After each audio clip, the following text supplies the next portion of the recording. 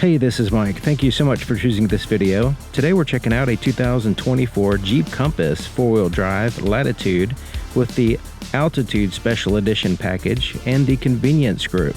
I'll show the window sticker at the end of the video showing all the features this vehicle has. This vehicle is sitting on 225/55 Continental tires wrapped around 18-inch alloy wheels with a gloss black finish.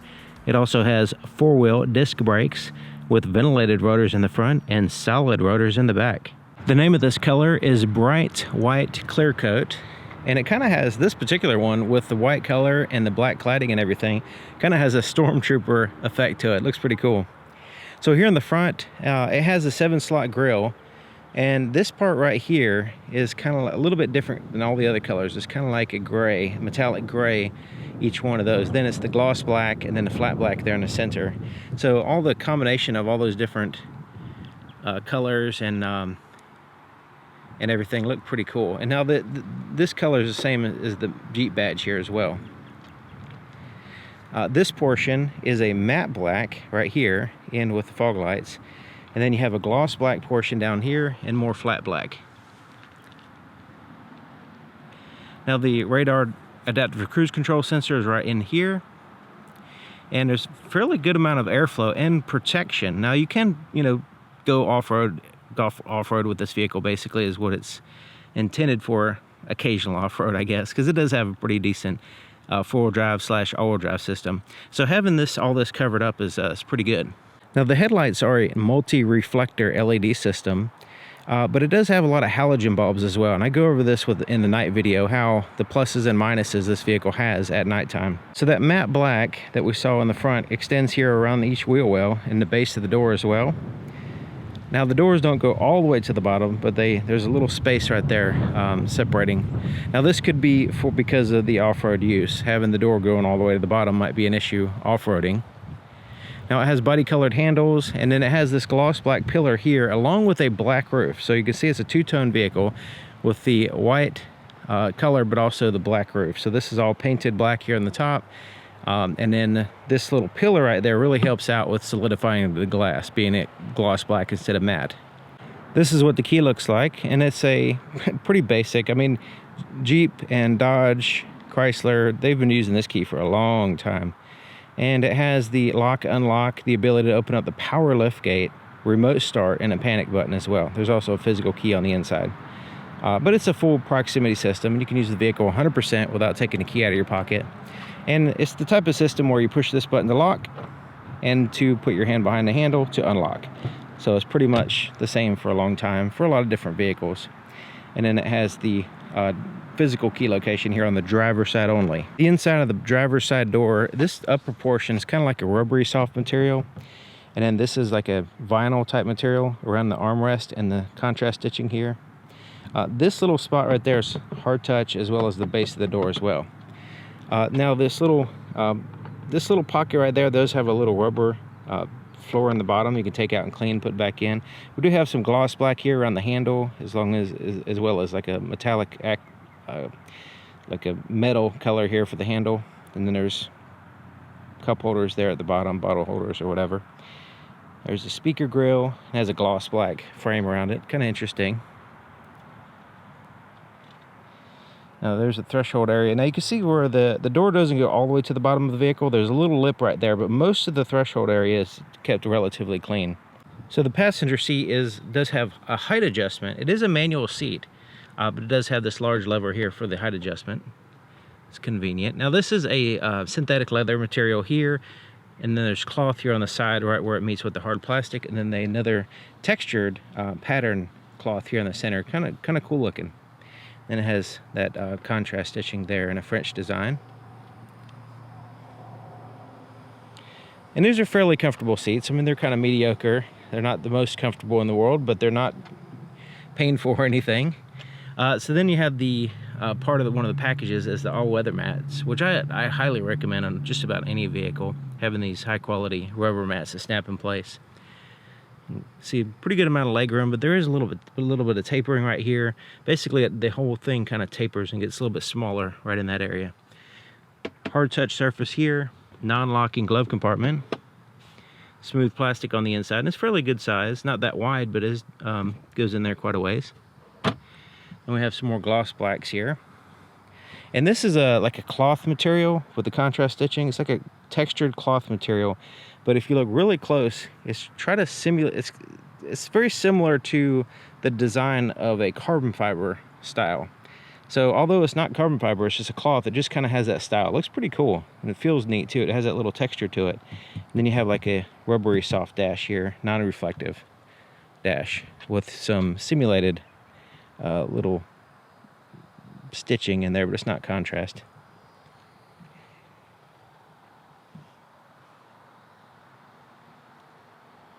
So you can see the opening here in the front is pretty wide open. The height of the ground, off the ground, is pretty good. It's very easy to slip in and out of the door, and the swing of the door here in the front is good. The swing of the door in the back is really good too. It's almost like a 90-degree angle. So although we have a smaller area here, we do have lots of headroom and everything. It's a little bit of a tapering going on there, but getting in and out of the back is not really an issue thanks to the swing of the door. Now the back of the door, very similar styling as the front, but we do have the hard touch surfaces here instead of the soft touch. And then this is all soft with the, you know, vinyl coverings, pocket. Very similar to the front, but more hard touch surfaces here.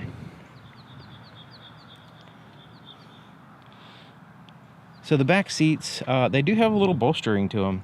It's basically a bench seat, but with a little bit of added bolsters, and there's some cup holders and a little place to put your phone or whatever. Nice soft armrest. And it does have the latch system for car seats. There's a little, the latch system is right here, just in that crease there. It's fairly easy to get to without being an eyesore. Now there's a pocket on the back of both front seats. And floorboard goes in there nicely. Quite a bit of a hump there in the center though. There is climate control vents back here, USB-C, USB-A ports, and a 12-volt power supply down there at the bottom.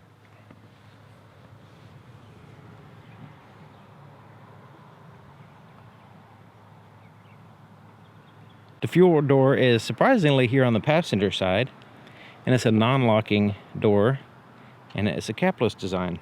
You can look at the back of the vehicle. It has the full gloss black roof up there, but these roof rails are a matte black. And then it has this little, not really a shark fin, kind of like a regular mast type antenna. It's also a matte black as well. The third brake light is here at the top of the glass in that gloss black rear spoiler. Privacy glass back here as well, and there is a rear wiper, which is here at the bottom.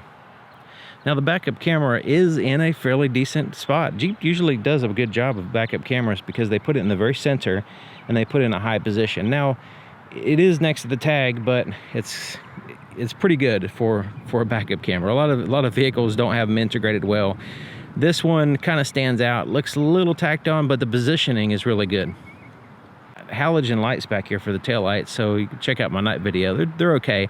You can get upgraded tail lights, LEDs and stuff, but this particular vehicle doesn't have it. You can also get projector headlights instead of reflector, so that's another optional thing that you can get. There's a lot of different packages and options and trim levels on the Compass and pretty much all the Jeeps. So down here are reflectors. They're not lights. And it does have a dual exhaust tips back here, which are slightly hidden, but you can still see them. You can use the key to open up the power lift gate, or you can press this button to lift it up. It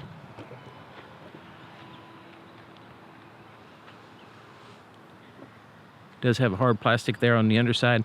It also has like this Jeep symbol right there. There's little Easter eggs here and there in the vehicle. If you have all the seats occupied with the passengers, this is the cargo space.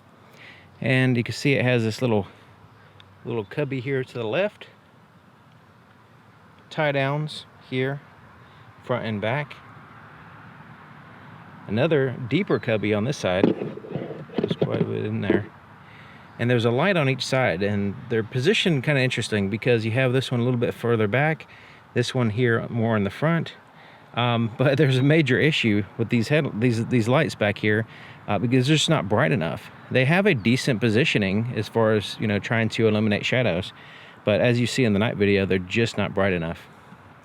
And this button here to lower the lift gate is not backlit, so kind of interesting. And it's in a different spot than most vehicles have it on liftgate itself. There are some bag holders here on both sides. Now this load floor, this one has this mat that covers it up. You can see has the Jeep thing going on there. It's a reversible mat.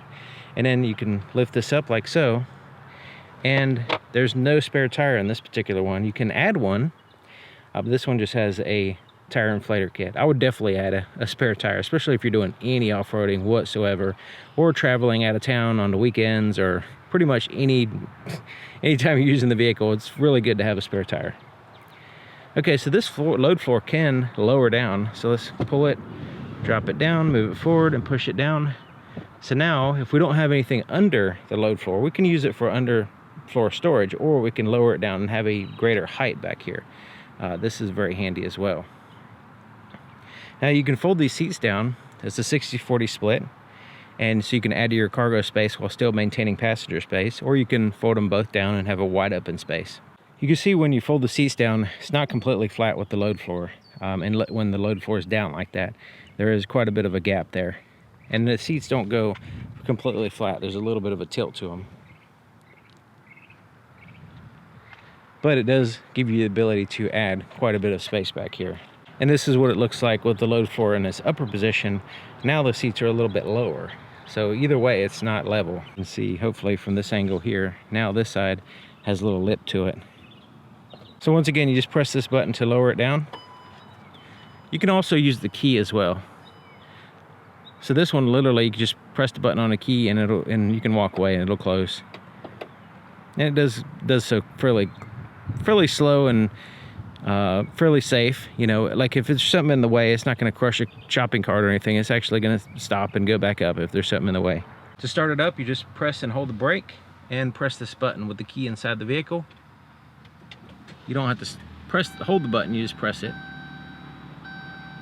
Here's the floorboard in front of the driver's seat. You see the floor mat snaps in place. There's the accelerator, brake pedal, and a nice footrest there on the left, which works well. Let's take a look under the hood. To raise the hood, there's a latch just underneath this Jeep right here, right basically in the middle. Just move it to the left and lift up. Now it's a fairly light hood. It's easy to lift up, most likely aluminum, but it does require a prop to hold it up. So there's the prop here, and it swings up to right where it says prop. A little bit of insulation there under the hood. There's also a seal all the way across the front of the hood as well, and there's a seal in the back controlling airflow for noise, but also, you know, airflow and cooling and stuff. It does have a insulated battery. It's easy to get to, very easy to get to. So this is a turbocharged 4-cylinder engine. You can see the turbo is right there in the front, and that's where all the heat buildup is. If you see, there's an insulated firewall. There's no heat shielding back there. All the heat shielding is here in the front. Now the only issue with you know, having the exhaust and also having the turbo and all that stuff up here is it's also adding heat to the front of the vehicle where the cooling system is. But as you're driving, then the airflow comes in and clears that out. But you know, if you're idling and stuff, it just kind of, it doesn't help the air conditioner, and it doesn't help the engine cooling very much. So it's an all-wheel drive or four-wheel drive vehicle, and but it's the orientation of the engine is this way, just like a front-wheel drive vehicle. So there's the front of the engine, there's the back of the engine, and the transmission is down that way. The blind spot detection system or rear cross traffic alert is little indicators here on the side mirror and that little triangle right here. Now these are heated side mirrors as well. They turn on when you turn on the rear defroster. And the driver's side door is just like the other side basically, except for it has a few more buttons. Power door lock controls, power windows. The front two are automatic, one touch up and down. The rear glass goes down to all the way down. Some vehicles kind of stop almost all the way. And then there's the side mirrors there. You just pick a side and adjust it like a little joystick there. Power seat here for the driver. So it's pretty basic, except for it does have a two-way lumbar adjustment.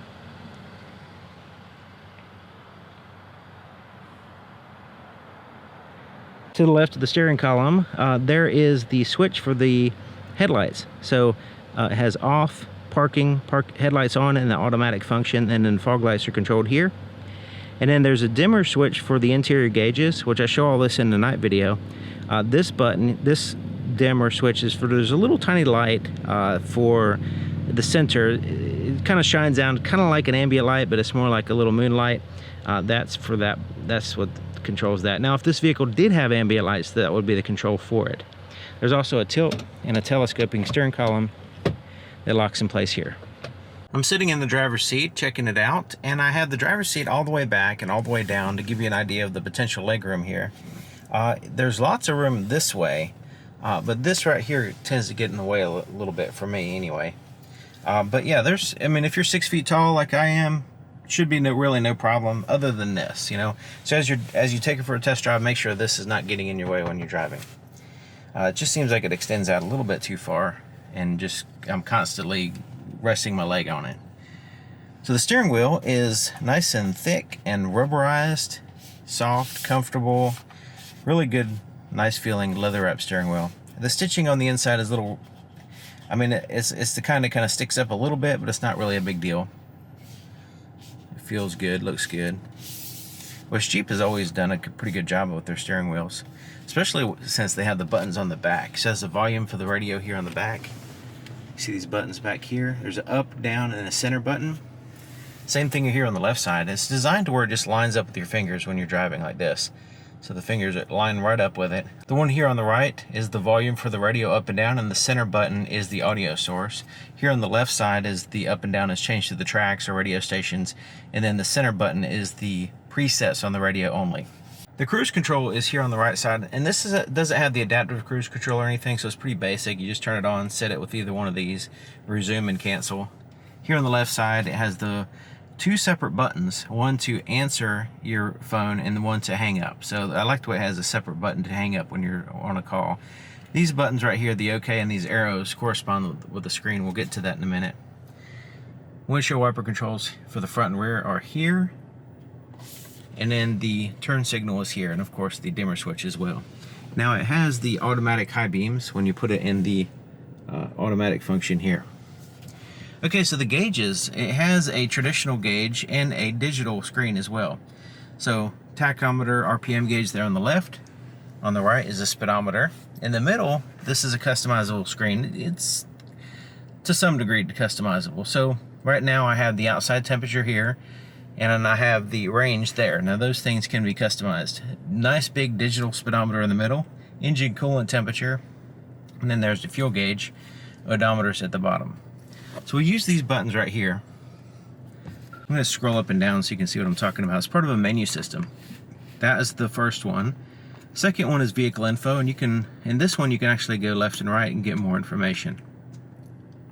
Scrolling down again, driver assist systems, which this one just has a very weak lane keep assist system. It doesn't like follow the road or anything. It just kind of bounces you away from the line and just kind of alerts you that you're going too close to the line. This one is your fuel economy. The next one is your trip. It has trip A and trip B. You can reset those independently. Scrolling down again will be the status of your stop-start feature. Audio, whatever your radio is doing, will show up here. Messages will show up here. You have a screen set up. This is where you can change the things on the corners there. And then you have vehicle settings here at the end.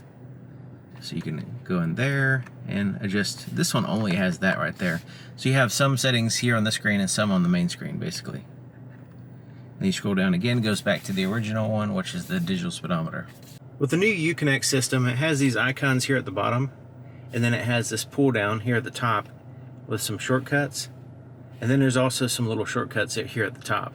If you press right here, this is where you find the heated seat and heated steering wheel, as well as the temperature control. Now this is separate from the comfort button, which shows here. This does give you the temperature and all that stuff, but the heated seat controls are separate from that.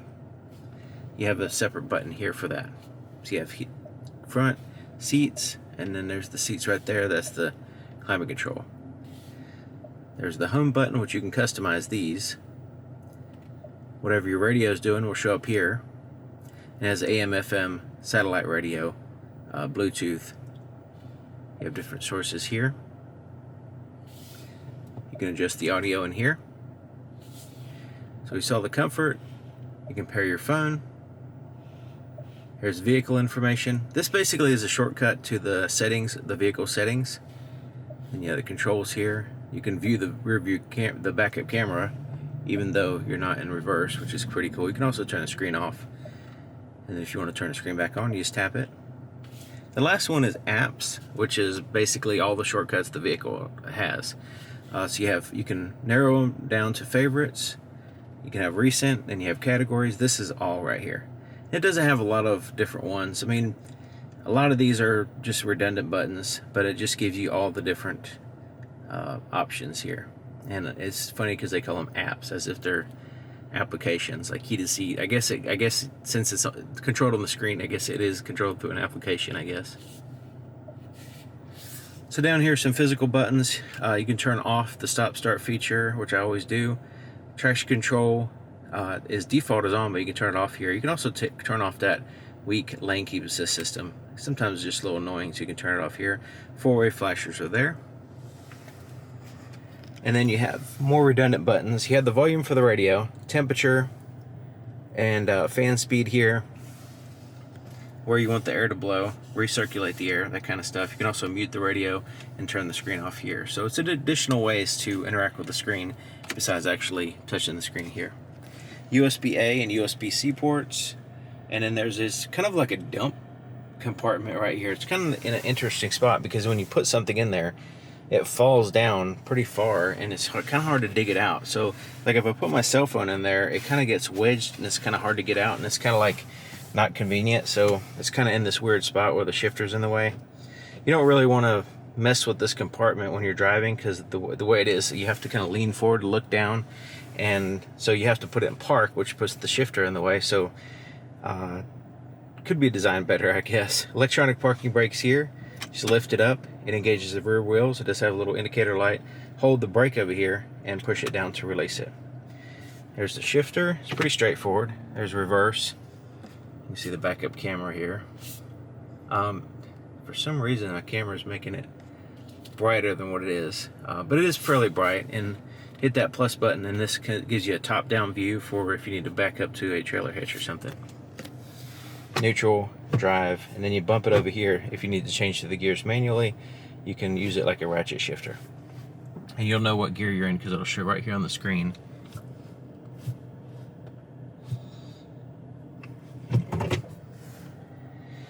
There's the drive modes. It has sand, mud, snow, and auto. And it has a four-wheel drive system is what it's called, but it's really kind of like a all-wheel drive system, really.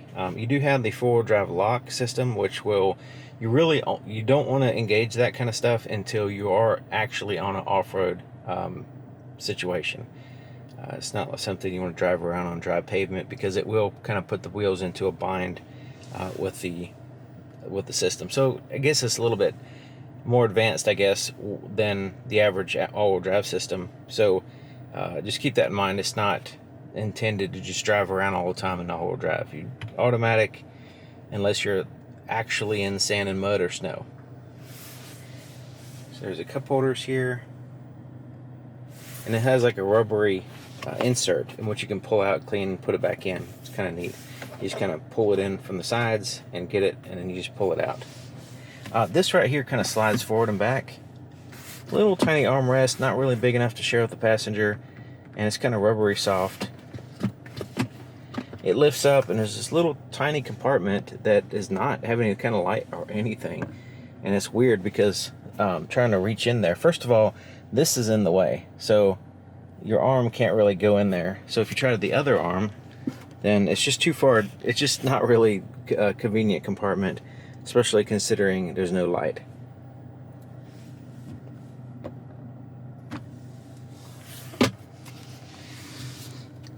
It has an auto dim rear view mirror. There's also some lights up here, individual lights. The ability to open up the power lift gate. The visors are a cloth, black cloth, just like the headliner. There's a little clip here, mirror with lights. HomeLink garage door opener controls are here. There's another clip on the other side. And it does slide out as well.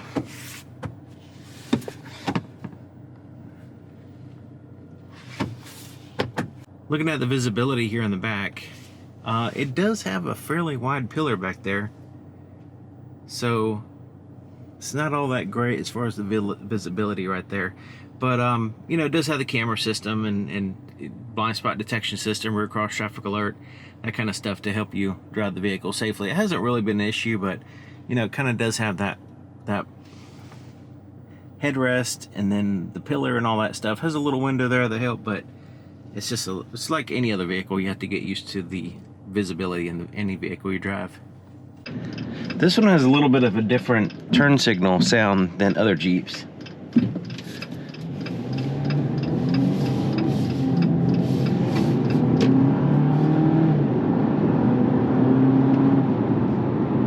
It also has an 8-speed transmission, which is different from a lot of other Jeeps. I've been accustomed to Jeeps having the 9-speed ZF transmission, which has a different shifting experience. This one's kind of different for me. So the turn signal system is a little bit different. Maybe that's from a Fiat or something like that. But it does have the buttons on the back of the steering wheel, which is really good, you know, for Jeep. I'm glad they didn't do away with those. So yeah, a little bit different driving experience that I'm used to for Jeep. 8-speed instead of the 9-speed, a little bit different shifting going on, and it is, when I first started driving it, one of the things that was noticeable, the first thing I noticed anyway, was the bulge in the hood right here. It's just it feels like you're kind of like your visibility is a little bit limited there, especially when you have the super wide pillar up here. And then add that to the side mirror, I don't know, it just seems like you got to get used to the visibility, not just in the back, but here in the very front of the vehicle. The first thing I noticed when I got in the vehicle and started driving is the visibility here in the front. It's not bad, but it's something you have to get used to. Like, it has this huge bulge right here in the hood. You don't actually see the hood from my perspective. It just looks like dash, and then you have this, you know, basically you can't really see where the front of the vehicle is, which is not really good for off-roading. Plus you have this exceptionally wide base of this front pillar, which is like super wide, so it gets in the way of your visibility. You have a little tiny gap here, and then you have the side mirror. So from here all the way over is just non-stop visibility limitations. If you're out on the open road like this, it's not really a problem.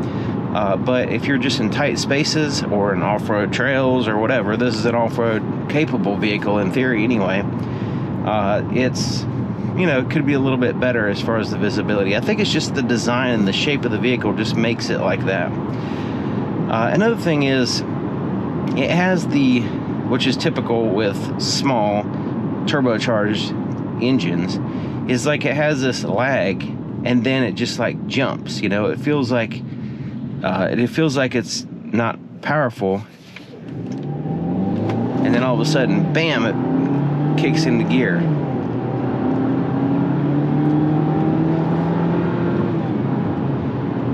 Yeah, so it's a little bit, especially when you're in tight space and you want to kind of move, and then all of a sudden it kind of lurches forward, and then you're like, whoa, I don't want to go that fast, you know. In the open road, once again, it's not really a big deal. And yeah, that shift, that 8-speed transmission, a little bit different shifting, but it's been getting pretty good gas mileage. 30 miles per gallon is what I've been getting on average, and that's not too bad considering a lot of vehicles with a tiny turbocharged engine, they kind of struggle. This one doesn't struggle. This one feels pretty strong. And it sounds pretty decent too. And fairly quiet. I noticed it has like some insulation around, kind of like wedged into some of the panels here, and kind of concerned about, you know, water retention in that insulation, because, you know, like I felt it and it was wet after a car wash, so, you know, definitely not shedding the water. It's retaining it in there, and I don't know if that long term could potentially cause a problem with, you know, rust issues or something inside. the actual fenders and stuff. But and it's kind of weird the way it looks. But it does, you know, we do have a quiet interior. Very little wind noise, very little road noise. It's pretty good out on the open road. The steering is a little, I mean, it's a good steering system, but you know, sometimes when you're kind of going through a parking lot or in a tight space or something like that, it just kind of feels a little stiff, I guess. I guess it's just depending on what your preferences are. It's not like it's really hard to turn or anything, but you know, I think in this type of vehicle, I'm thinking, you know, just like a family vehicle that you're driving around. It's not really a sports car. It's not really necessarily an off-road focused vehicle, but it is capable of going off-road. But yeah, it just feels like the steering would be a little bit lighter.